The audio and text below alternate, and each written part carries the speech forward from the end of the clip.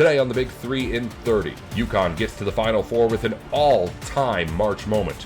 What a memory for everybody that watched this. As Duke goes home after a devastating collapse. Duke had a 15-point lead at halftime, as large of a lead as 19, and somehow, some way, they lose this basketball game. And Michigan blows out Tennessee on its way to the Final Four. They earned their way into the Elite Eight, and Michigan got the win. That's the most important thing. This is the Big 3 in 30 College, the three biggest stories on campus from our local experts at the Locked On Podcast Network. We bring you the real story, why it matters, what's next, who wins the big game, and more, all in 30 minutes. The Big 3 in 30 College starts now. Thank you for making the Big 3 in 30 your first listen of the day, part of the Locked On Podcast Network, your team every day. Today's episode is brought to you by FanDuel. Download the FanDuel app now by visiting FanDuel.com and win $300 in bonus bets if your first $5 bet wins. Much of the UConn fan base had probably started to accept that the Husky season was over as Duke took a 19-point first-half lead. But Dan Hurley's squad fought all the way back, and then Braylon Mullins hit a game-winning three off a steal that will go down in tournament history. Matt Shinvisky recaps one of the best college basketball games you will ever see on Locked On UConn. What can you say? I found myself sitting, and I had a chance to watch my kids in the house, and we were running around just nonstop, having a blast. What a memory for everybody that watched this. I hope you had a chance to watch it with family, all your loved ones. This is a game and a day and a night that every one of us is going to remember forever. This might become one of the iconic, if not the most iconic shot in the history of the NCAA tournament. And UConn comes out on top, 73-72, advancing to the Final Four for the third time in 4 seasons. Just what a finish, and the heart that they showed, the leadership that they showed. We're going to talk about that in the second segment. But let's just first talk about the finish. And this game, like I said at the start, the culmination of this entire season for UConn. Was everything perfect? No, of course not. Not at all. 19-point deficit. It was almost a recreation of the Big East final. But then UConn's leadership, UConn's experience. In the pregame show, I talked about the coaching matchup between Dan Hurley and Jon Scheyer. And Hurley having the experience of the 2 Final Fours over the last 3 seasons, the national championships under his belt, that was going to carry this team forward in a matchup with Jon Scheyer. And that's exactly what played out down the stretch. UConn knew how to handle close games, knew how to handle closeouts, knew how to handle tight situations, and they kept eating away at the lead in that second half. And you could feel the momentum swinging. When UConn got down to 15 at the half, I was getting texts, this game's over, enjoy. I think one of them, enjoy seeing some of our key stars over the last several years in their final game. And I said, hey, I don't see triple zeros on the clock. I believe in this team. I believe in this coaching staff. I believe in the leaders in this program, from Alex Caravan to Dan Hurley to all of his assistants, Luke Murray, Kamani Young. The way this team approaches and the way this team came together once again, just what a performance. What a performance. And Alex Caravan, I'm so happy for. He struggled shooting. But when he needed to step up, it didn't matter if he was 0 of 6 from 0 of 5 from 3 before he hit that big one. He finished 1 of 6, only 5 points on the day. But when his team needed him, he came through. And if you noticed, Braylon Mullins, yes, also 0 for from 3. But as the second half went on, even after misses, running back on defense, he was still giving Braylon Mullins a high five, say, keep your head up and keep shooting. You could see him clearly say that. And when the time came, when Braylon Mullins needed to step up, he was there, was able to deliver. And this team, the shooting, I know there's been a lot of angst among the fan base that, hey, our shooters aren't going to deliver. Yet Dan Hurley kept saying, and I kept saying on this show as well, believe in these guys. They know how to shoot. They know how to come through in big moments. And when everything needed to be put on the line, Braylon Mullins was able to deliver. So just this UConn team, what a night. What a night, what a performance. I'm seeing some comments coming in, so it looks like the live stream is working. So, hey, guys, Keep them coming. Keep them coming. I want to read through these in the third segment. But yeah, the biggest thing that played out in my mind, biggest thing, turnovers have been huge. Big negative for this team all season long. Valuing the basketball, valuing the possessions you have in a one-and-done setting in an NCAA tournament. UConn finished with 5. On one hand, I could count 5 turnovers on the night. That's it. Meanwhile, Duke, 13. UConn got out-rebounded, 34-28. Didn't matter. Because UConn took care of the basketball. And when they needed to, they came through. On the night, let's just run through the box score. Terrace Reed, 26 points, 9 rebounds, 3 assists, 4 blocks, and 2 steals, including one, once again, second straight game. Steal at half court, takes it all the way full court for the dunk. To see his consistency coming through, what Terrace Reed has been able to deliver for this team, and how Dan Hurley's gotten the most and the best out of Terrace Reed, I know that this coaching staff is very satisfied with where things are at this stage. Satisfied to where they've gotten to at this stage.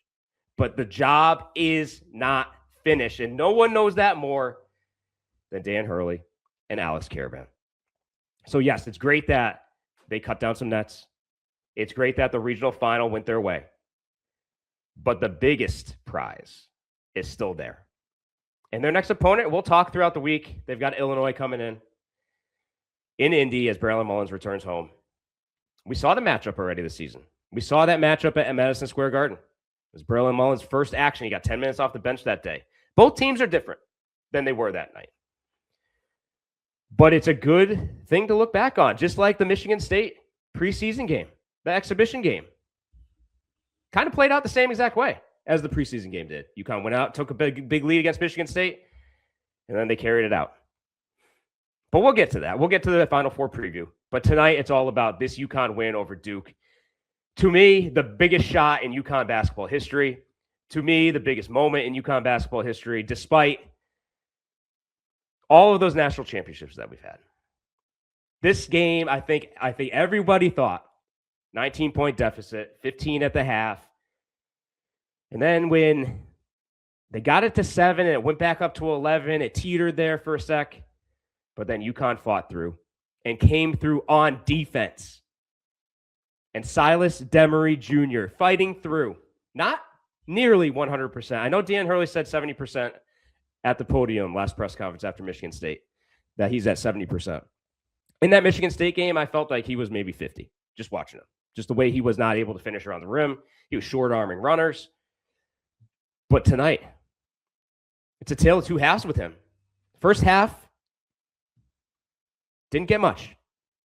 But the second half, 2 big threes, opposite corners. And then he's the one. Got the tip at center court. Gets the ball to Braylon Mullins, who passes to Caravan, back to Mullins for the 3. And if you heard Mullins post game on the CBS broadcast, he said, I got the ball. I looked up. There's 5 seconds left. And his first thought was, let's get the ball to somebody else because I haven't made a 3 all night. Yeah, Alex Caravan, the leader of this team, who's believed in his teammates. Believed in his teammates, even when shots were not falling. Solo ball, Braylon Mullins. Deferred to his teammates because they had an open shot. And Braylon Mullins took it. 3 seconds left. He got the ball in his hands. He said, I'm putting it up. Bang. Confidently stepped into that 3. So just what a finish. This is Moving the Game Forward by Mazda. For those who know, the score never tells the whole story. Today's Moving the Game Forward moment comes from who else but Braylon Mullins, hitting the game winner after getting the steal to get UConn past Duke and into the Final Four. It doesn't get much better than that. There's more to these players than the highlights, the early mornings, late night runs, constantly showing up for their squad on and off the court. The all-new Mazda CX-5 moves the same way, with more space to connect, a bold new design, and more intuitive technology, so you can stay connected on the road and every position you play. The all-new Mazda CX-5, more to move every side of you. Welcome to the 5-Hour Energy Flavor Draft. With 18 different flavors to choose from, including new options like Confetti Craze, Fruity Rainbow, or Cotton Candy, there's something for everyone. The board is set, the flavors are ready, and I've got my number one pick for the 5-Hour Energy Flavor Draft, Confetti Craze, a delicious blend of rich and buttery, freshly baked confetti cake, smooth vanilla frosting, and a sprinkle of sweetness in every single sip. And of course, it still gives you that classic energy that you know from 5-Hour Energy with zero sugar involved. Find your new favorite flavor of 5-Hour Energy shots, available online at 5hourenergy.com or Amazon. Welcome back to the Big 3 and 30 College. After a heartbreaking loss in the Elite Eight, Duke heads home with some questions to answer after blowing the biggest lead in one-seed history. JJ Jackson looks for some of the answers on Locked On Blue Devils. A lot of people excited about a Final Four week here for Duke, going to back-to-back Final Fours. Can the winning continue of the Boozer twins? John Shire in just his fourth season, a chance to win his first NCAA tournament, and none of that is going to be able to be talked about this week as UConn storms back. Duke had a 15-point lead at halftime, as large of a lead as 19, and somehow, some way, they lose this basketball game. I don't have many words, Kevin. I don't know if you can say anything else here at the top. Yeah, listen, JJ, I mean, it's tough, right? It's absolutely tough. You kind of think about where to start. And I think, well, obviously the place to start is the end with Braylon Mullins' shot and the turnover that forced it.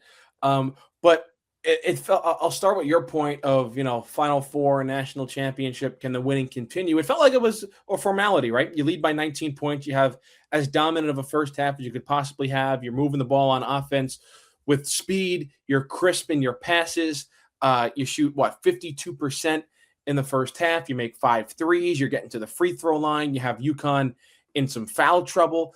The only thing that you couldn't really do in that first half was slow down Taris Reed, which I think was a little surprising. I think when you looked at the matchup, it was like, okay, Duke has big guys and Pat Gongba, who did not have a great regional weekend. He was not very good against St. John's, and kind of say the same thing against UConn, where he did not play that Totally well. agree. And Yeah. something that was a little under the radar, underreported, was these back spasms from Malik Brown.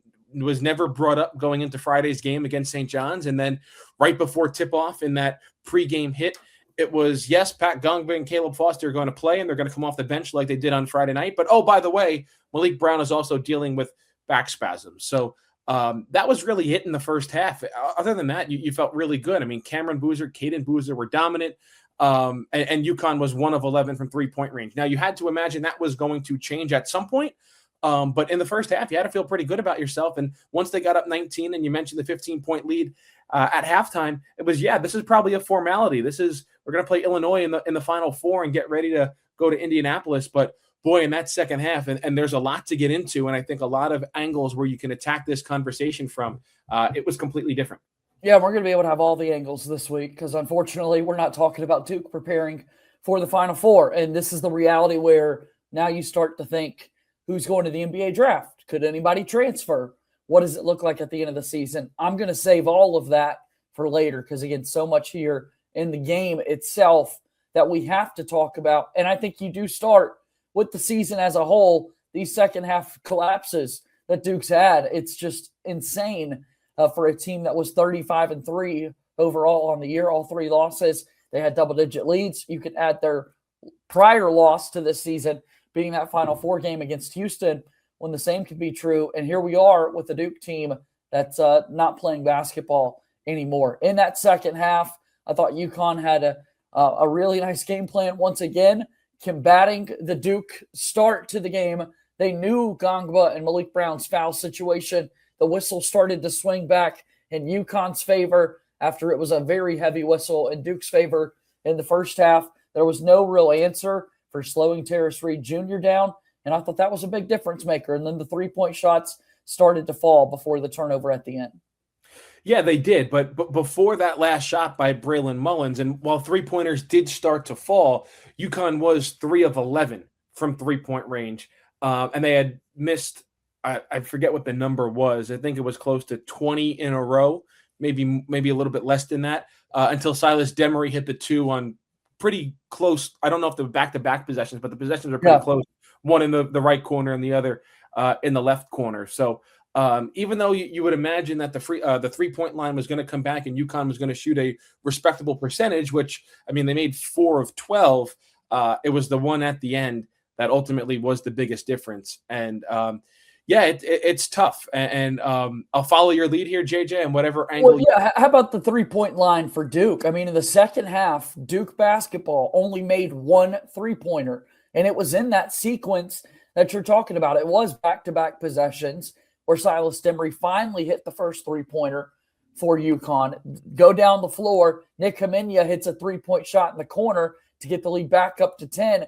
On the other end of the floor, Duke nearly comes away with kind of a weird bobble exchange on the baseline in a last-ditch effort to kick out opposite corner to Silas Demery, and he nails it. So those were the back-to-back makes he had. But for a Duke team that got Isaiah Evans going so many times throughout the tournament, Duke has never lost a game where he hit at least 3 three-point shots. There weren't looks for him that he was able to knock down and come through with. Cam Boozer missed a couple in the second half, and it just at halftime, if you would have told me, hey, Duke's only going to make 1 3 in the second half, even with the 15-point lead, I don't know, just the nerves in me or whatever, I was worried the whole way through. Well, not only that they only made 1, they only attempted 4. And JJ, I think you look at the second half specifically from Friday night against St. John's to Sunday night against UConn. And against St. John's, 38 of the 41 points Duke had in the second half came from Cameron Boozer, Caleb Foster, and Isaiah Evans. In the second half against UConn, Cameron Boozer did his thing offensively, scoring 13 points alone in the second half, making 6 shots. He was out there by himself. Isaiah Evans was invisible basically this entire game, specifically in the second half. Caleb Foster, I don't know how much you could have expected from him, given that, 21 days ago, he underwent foot surgery and he played 18 minutes against St. John's and he saved Duke's season in that game. You couldn't expect a repeat performance from that, given just the 36-hour turnaround to playing in this game. They needed an Isaiah Evans. They needed Caden Boozer to follow up his first half with a strong second half. Dame Sarr, I think that's one person that's not going to be talked about enough in this game. His first half was incredible, and he only gets 1 shot attempt in the second half. Yes, a large part of that is due to the 8 turnovers that they had in the second half. But Cam Boozer offensively was out there by himself in the second half, and he just needed a little bit more help for Duke to get to the finish line. This is a team, I mean, they only took 19 shots in the second half compared to UConn's 30, and Duke made 10 of them. They shot 53% in the second half and still squandered away a 15-point lead. That's the part that's kind of hard to wrap your head around. It sucks. It sucks, guys. The season is over, and Duke falls to UConn 73-72. The last 4 losses have all sucked. They've, pulled your heart out with Duke losing some of these double-digit leads. What if sports were traded like markets? Now you can put your sports IQ to work in real time with Robinhood prediction markets. It's not you against the house. It's you participating in a live market. You can buy or sell your positions live all game long. Use your sports knowledge in the moments that matter. Robinhood prediction markets changes the game. It's people moving the action, so when momentum shifts, you can move with it. I always knew the game, but never had a dynamic way to apply that knowledge. Now I can actually take part live in a market powered by people. You're no longer just a spectator. Play by play, you decide. Trade every play with Robinhood, now available across the U.S. Download the Robinhood app now to begin. This episode is brought to you by Supply House. You wouldn't show up on game day without a plan, and you wouldn't show up to a job without the right parts. That's why putting Supply House in your starting lineup is always the right call. Here are the stats. 300,000 plumbing, HVAC, and electrical products. 500 tried and true brands, and 90% of the country is in the 1 to 2 day delivery zone. Need a last-minute coupling, a compressor, a press tool? They've got it, and they'll get it to you quickly. They are clutch. If you're a pro in the trades, you can join the MVP of rewards programs and become a trade master. Pros get exclusive member-only pricing, priority shipping, industry-leading customer service, and it's all absolutely free. Visit supplyhouse.com/TM to learn more about becoming a trade master. Use promo code SH5College for 5% off your first order. That's supplyhouse.com, promo code SH5College. Supply House, real people, real service. Welcome back to the Big 3 and 30 College. While UConn Duke took the spotlight after Sunday, and rightfully so, the Michigan Wolverines earlier in the day rolled to the Final Four by taking down Tennessee. Isaiah Hull has the recap on Locked On Wolverines. First and foremost, huge for Michigan to play against yet another SEC team and eliminate them from contention. Obviously, on Friday night's show, I thought that Iowa State was likely to win. They didn't. So therefore, Tennessee ended up being the opponent. Michigan has done really well against Tennessee, but still, whenever you see an upset like that, even if it is a 6 seed, right? Like, they earned their way into the Elite Eight, and Michigan got the win. That's the most important thing. But it felt not great early because Tennessee was so good at rebounding. Now, both teams finished even at 42. But I mean, you look at the offensive rebounds, Tennessee had 19 to Michigan's 8. You look and you see that they had 20 more shots than Michigan did as a result.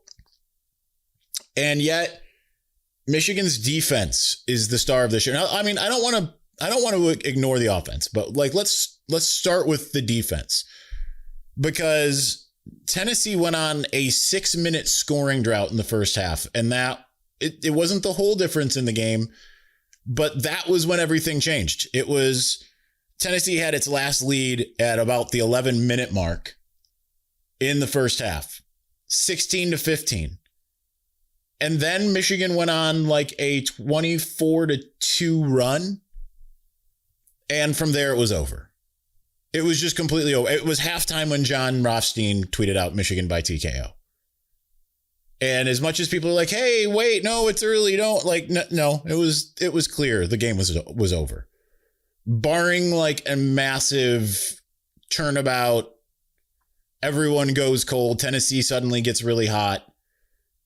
And it was just kind of crazy because Tennessee did not have that in which it needed to be able to take advantage of any kind of Michigan deficit. Even though like in the early going, it felt like, okay, they're definitely really good defensively. Michigan's not starting out great here. But ultimately, I mean, it turned out great, right? Even the guys on Tennessee who ended up having decent points here, led by, and when I say guys, it really is just Jacoby Gillespie. Ultimately, that's it. He had 21 points, but he was 8 for 22, 4 for 13 from 3. He was the only person who hit more than one. Nate Ament actually had 2 as well. But I mean, Nate Ament, 2 for 12. JP Estrella, how you want to say it, 3 for 9. Like, most of their main players couldn't get much of anything going. Bishop Boswell had 3 points. He hit 1 3. That was it. I mean, they did fine with points in the paint. They had 34. They did okay with bench points with 14. But ultimately, no matter how many extra chances they had, the Michigan defense just completely shut them down.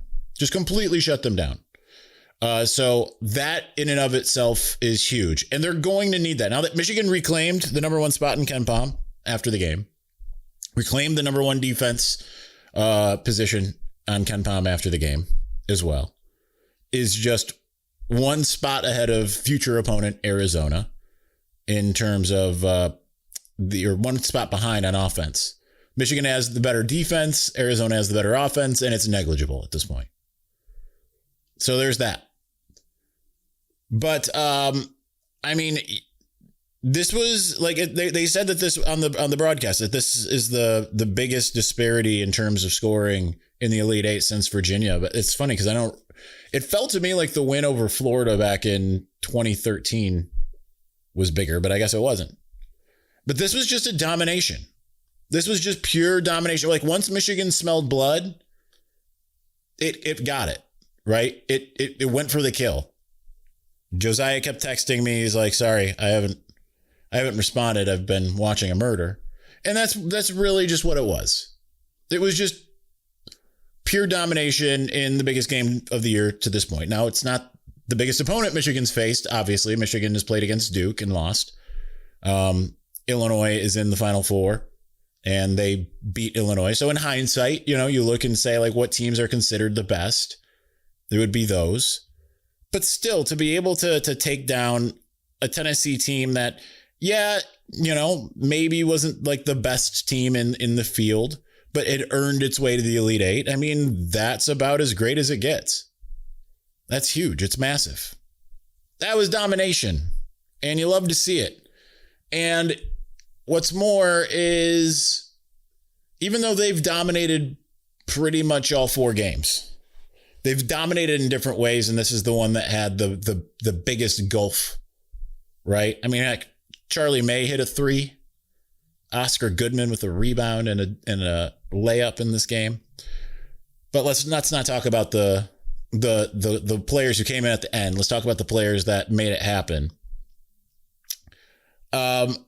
It's weird to kind of look at the box score because Michigan just was so spread out. And yes, it was Yaxel that really made kind of everything go. He wasn't amazing from 3. He was 3 for 9, so 30%.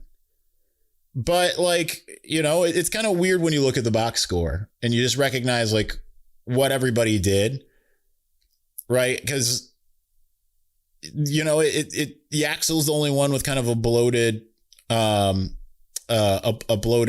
stat sheet. Adai Mara felt like he did more than he did, in my opinion, watching it. I mean, obviously, defensively, he did a lot. He had 2 fouls early. I thought it was kind of a weirdly called game for both teams in terms of that, right? Like just lots of ticky-tack, lots of, people with 2 fouls relatively early in the first half. Because he and Merez were both in that case. On the other end, you had Ament, you had Brown, you had a bunch of guys that were Brown ended up having the one changed, and then he ended up getting it anyway. Like as soon as they were like, okay, no, we actually switched Browns to Akparas, and Akparas got 2, and then it was like, and Brown's got 2. It's just, I mean, it kind of can change the complexion. I'm glad that Dusty May kept Mara out there because, I mean, yeah, you would normally look at it and be like, oh, all right, we got to change it. But like, that's what we've seen that kind of bite Michigan occasionally when like Mara can't be out there. That's going to just be the goal, right? Don't get in early foul trouble against Arizona. But just to look at it, like Mara had 11 points and he had 4 rebounds. Not exactly a crazy Mara game. So then you'd be like, okay, well then, who else just went nuts? And it's like, well, Merez Johnson had 12. It took 8 free throws to get there. He only made 2 of 3 from the field. It wasn't like as bad as the last game in terms of the play, but you still need and want more from him. Good that he hit as many free throws as he did. But generally, I mean, I don't know. Cadeau, kind of quiet, but like made some big shots when he needed to. Made that one off the high glass. That was just, kind of early in that big run. And that was big. He hit the 3 as well. Only shot 2 threes. He didn't go nuts. He only attempted 7 shots total. Namari Burnett, kind of the same dude. 10 points, 2 for 5. 5 of his points came from free throws. McKinney had 1 3. 12 points, 5 free throws, which he made all of them.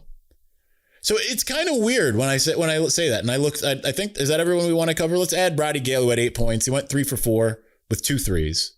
One of them coming in that big run. And you just looked at it and it's like, oh, Marcherati really is a real thing. And yeah, so I mean, that's great. 27 bench points for Michigan. Nothing crazy there though. I mean, you got the 20 from the 2 guys, and then Charlie May and Will Shetter got involved as well to add another 5. But I mean, it just wasn't anything crazy. And Oscar Goodman, I forgot his layup from the team, and yet they dominated. They've scored 90 points, I believe, in every game in the tournament so far. No one's come anywhere close. Now, granted, they haven't, aside from this, they haven't really played anyone defensively great. And they're going to here coming up. But at the same time, like, Tennessee is a decent defense, 14th in the country. I think they were 11th beforehand, something like that. I'd have to go back to the other show. Obviously, they've played some really good defenses throughout the season. But I mean, just to be able to do that against a relatively solid defense, to score 95 is impeccable. To have a 52% field goal percentage is phenomenal. That's all for today's Big 3 and 30 College. If you follow pro basketball or football, the Big 3 and 30 has shows for the biggest news in the NBA and NFL going up every weekday just like this one. Just search the Big 3 and 30 NBA or the Big 3 and 30 NFL wherever you're listening or watching now. Thanks again for tuning in to the Big 3 and 30 College.